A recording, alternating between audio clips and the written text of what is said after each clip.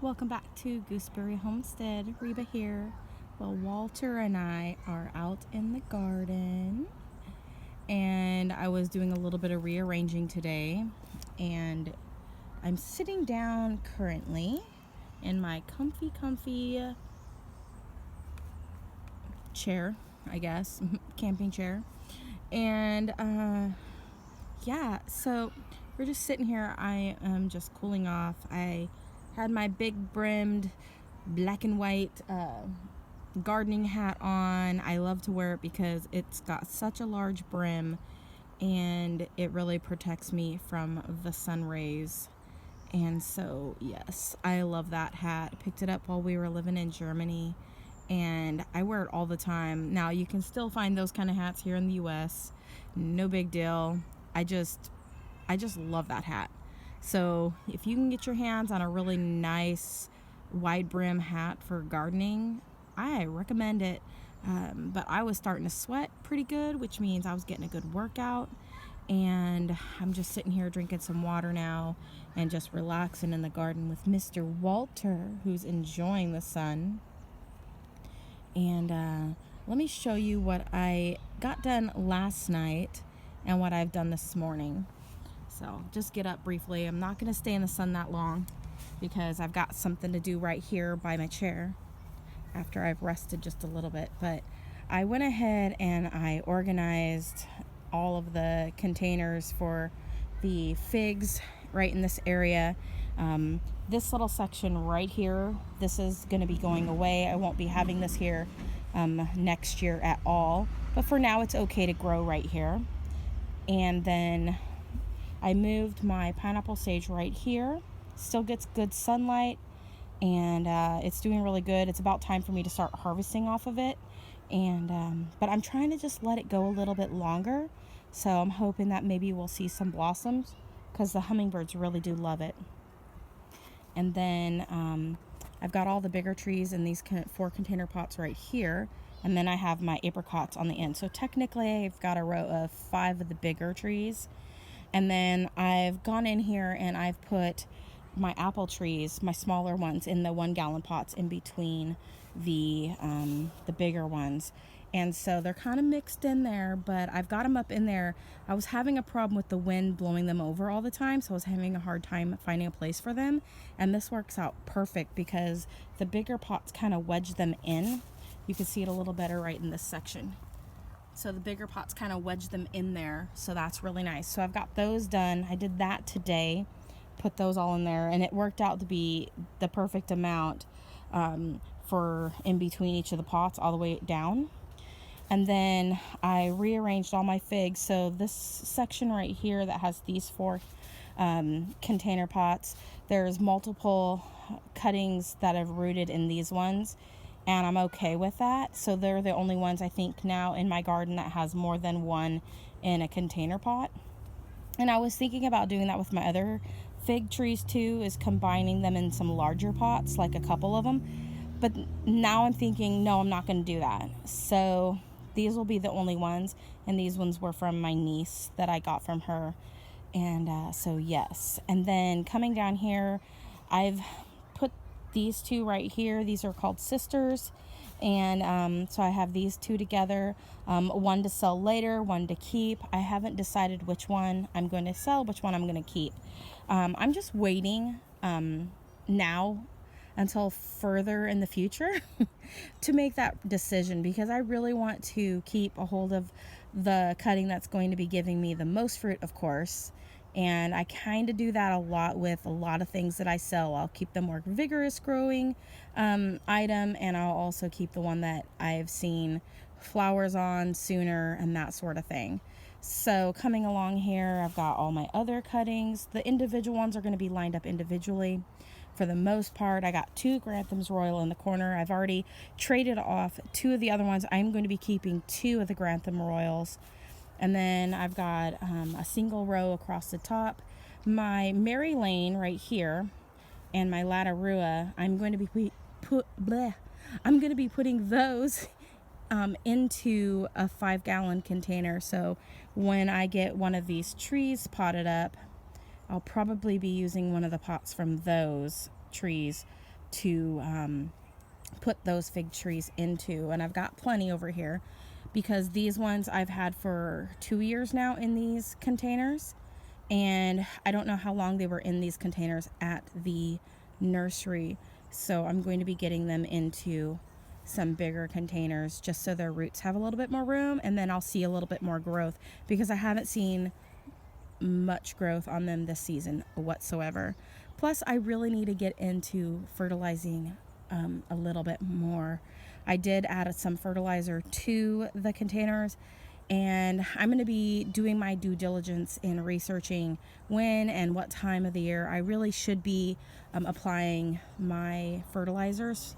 And so next year, for sure, I will be making sure that all of my garden is getting fertilized at the appropriate times. So I am still what I would consider a newbie gardener. And so I'm just going along for it, seeing how things do naturally, and then helping them out to be the best that they can be. So this is how everything is looking so far. I got everything set up, and I have done some trading off of some of my plants, but for the most part, I'll be keeping a lot of my duplicates until I see how they're growing. So, and then I've got these situated. I did end up putting 2 of my chestnut trees right here, and then I snugged up the fig trees up to the black pots a little bit. But you see my comfrey is out of control over here. It looks amazing. And so I didn't put it all the way up against because I don't want the leaves to shade my fig trees out too much. So that's how that's looking. And then over in this section, I have some duplicates, a lot of duplicates. So these are going to be the main ones that I'll be selling off.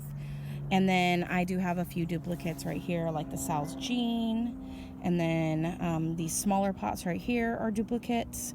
And then I may end up keeping this Rodgrod right here and that one.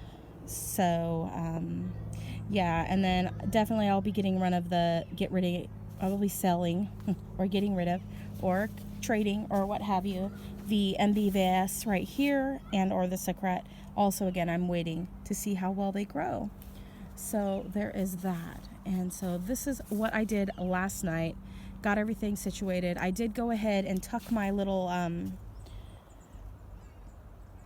peach tree that I grew from seed right in this section right here. And it's right next to my frost peach. So that's good. And then right here, I've got my white mulberry trees that I was growing, and they are deficient probably in nitrogen. The leaves are really, really yellow, so I did add some fertilizer to them, but probably too late in the season. I am seeing more green coming into the leaves right here, so it may be helping some, so they're not looking quite as yellow now. And so I'm hoping that that'll be the case for the majority of my trees. I added more to the cherry trees and that sort of thing. And so on the other side of these peaches and cherries in this section right here, I have my little red pots down over here. And I have all my cherry trees and those across the back. And then I've got some pawpaws right up in this area right here. And those were some seedlings that I picked up from Rain Tree as well a few years ago. I'm wanting to say probably last year actually. And I'm getting my years mixed up. And then right here in the front, I went through here and I rearranged all of this section right here. And so I have moved my artichokes right to here. And then in the center of that, I also have some horseradish growing. And then I've got my quince right here. And then from the rootstock, this quince went ahead and made it. And now I've got green leaves here. So I'll have 2 varieties of quinces. And so I don't think that they would be grafting the same quince variety onto the same quince variety. So I've got a different variety here from here. And I'll have 2 different quince trees, which is really excellent. And then I have my flowering quince right here that I got a lot of pictures of, which was brilliant. And I was really, really happy with how this came out right here. And then I've got my moringa trees. And I've got some, what do you call them? Leeks here. They're not getting too big, so I'll probably try growing them in a different container or in the ground in the future. And then in the big pot, you guys, I've got my brand new jostaberry plant. And so it's a combination of a currant and a gooseberry. It goes back to my gooseberry roots, you guys. And then, of course, I've got some Red Lake currant here, and it's doing so much better. Earlier in the season, the caterpillars had laid a ton of eggs, and the babies ravaged the leaves. There's a good chance that could happen again. Same thing with this one right here, which is my white currant. And so I've got those planted in and around because it's a really big pot. So I went ahead and did that, and I do need to add just a little bit more soil to the top. And the nursery suggested I just plant the jostaberry into the ground and bury the core. They have those reusable cardboard type containers around them, and they biodegrade really easy, and it really does happen quite quickly with these pots.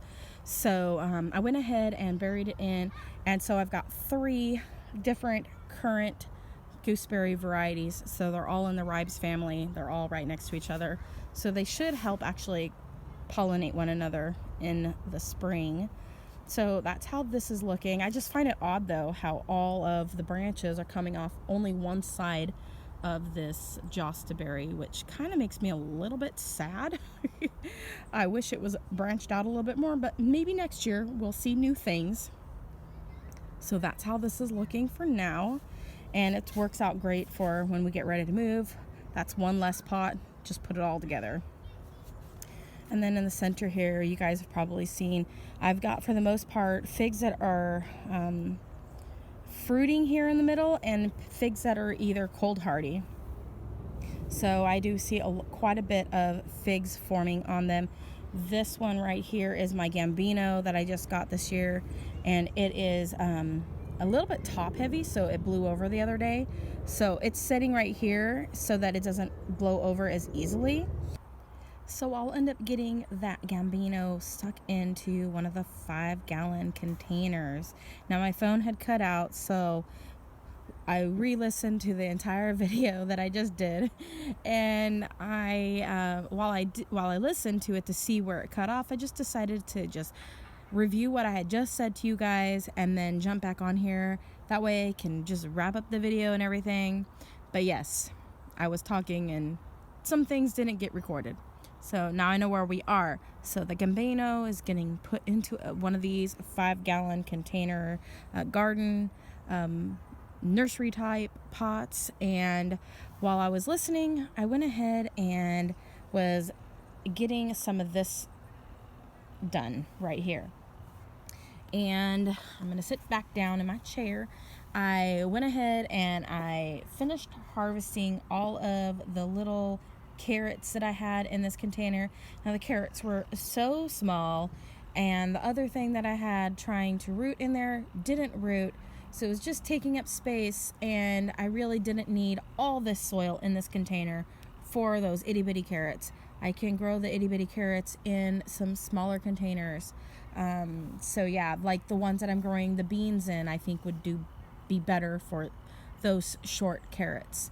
So now this pot is going to be used for bigger items, which is going to be excellent. So I went ahead and combined 2 fig trees in this container pot. The reason I did this is because on the far right here, I have one that I got from a cutting that I got from a seller back in December, and it's called Ben's Golden or Gold Rainbow. And this other one I actually got from Robert, and it's called Robert's Golden Rainbow, I believe. Yeah. So I just put GR for Golden Rainbow. So they are in fact supposed to be exactly the same fig tree.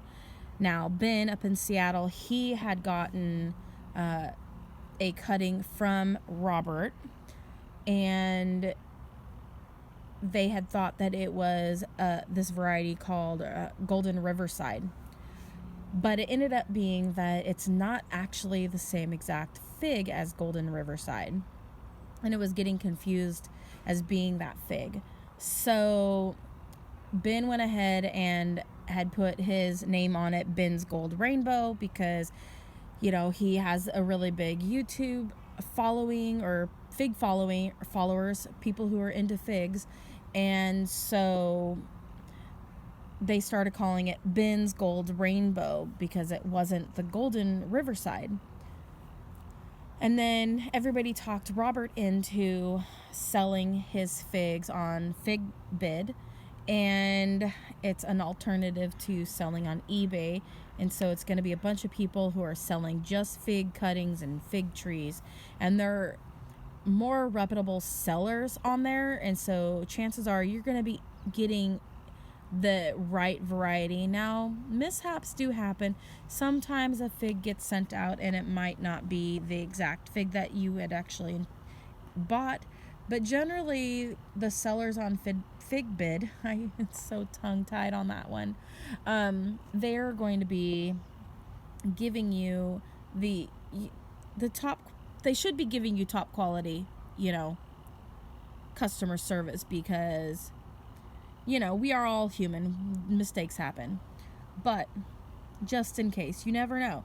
Now, I didn't get this on FigBid, but I am a part of OurFigs.com, and on there, some of the people who are going to be having cuttings for sale will post that they are having a sale on their website or whatever. They don't actually sell on Our Figs, but on Our Figs, sometimes somebody will say, hey, somebody's having their sale, and everybody will rush over there and get their fig cuttings for relatively inexpensive prices. So that's one way that you can get your hands on new varieties and get something so that it's not as expensive, because the Golden Rainbow goes for a hot penny online. And I have actually found that the Robert's Golden Rainbow actually roots very, very easily. Now, I did notice that they kind of didn't look exactly alike when I first started growing them from the cuttings, but I really like that both of these are growing from a central cutting. So this was a cutting that has the continuous growth, so it's a tip cutting. So I'm liking that. So I went ahead and put these two together, one from Robert directly. Now, I bought my Robert's Golden Rainbow directly from Robert and not from Ben, but the Ben's Gold Rainbow, I got it from a different seller who got their cuttings from Ben. So Ben got his from Robert. Are you guys following? So anyways, just so I can see how they grow, that's the reason why I put these two in the same pot next to each other. It is a bigger pot. It's bigger than 5 gallons. I'm wanting to say it's probably 7.5 to possibly, it's probably 7.5 gallons is what I'm thinking maybe. But this way I can compare the two fig trees together, and they're both a tip cutting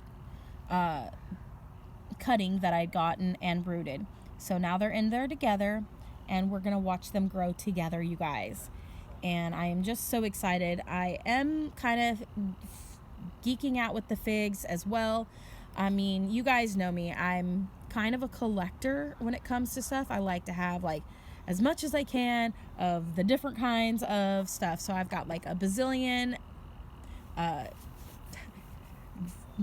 blueberry bushes now. Not every variety, of course. I mean, come on, you guys. I'm not going to get every variety of fig tree either, but I do have a good collection. I'm not always going to keep every variety of what I am growing. I want to grow what I find is beautiful, what is going to be productive, and sometimes it's good to keep certain varieties if it tastes really, really excellent. I've heard really great things about the Smith fig, and so I do have a Smith. I got the Bechamels or Bechamels Smith. I don't know how you pronounce it, so please don't crucify me. But I did get that one because just for flavor alone, I really want to see how it tastes compared to what other people have said. Now, we all have different taste buds. Our likes are all going to be different. So that's the beauty of growing things, finding out what you love, and then growing what you love. So with that being said, my De La Roca here also, before we go on out, is got a beautiful little fig here. And I wasn't expecting this, but it's had a lot of great growth. And I've got this. So I've got it in the pot I'm going to put it in. It's a little 5-gallon pot. And I'm going to get this filled in with some soil today. Just going to be really gentle when I pull it out of the pot, that I don't disturb. I try not to touch any of the roots, and I like to wait until my rooted cuttings and such have really grabbed hold of the dirt, and the dirt doesn't move, and I don't mess with the roots at all when I'm up potting. If I do end up having to mess with the roots, I generally will have a fig cutting that will be severely stressed out, drop all of its leaves, or possibly completely die. I've been pretty successful though, and I've only lost a few, and so I'm pretty pleased. Yeah. So anyways, you guys, thanks for coming along with me today. Walter is enjoying the sun. Comment, like, and subscribe. Click that bell button, and as always, you guys, grow what you love and love what you grow. And make it a wonderful one wherever you are, and God bless you all. Bye.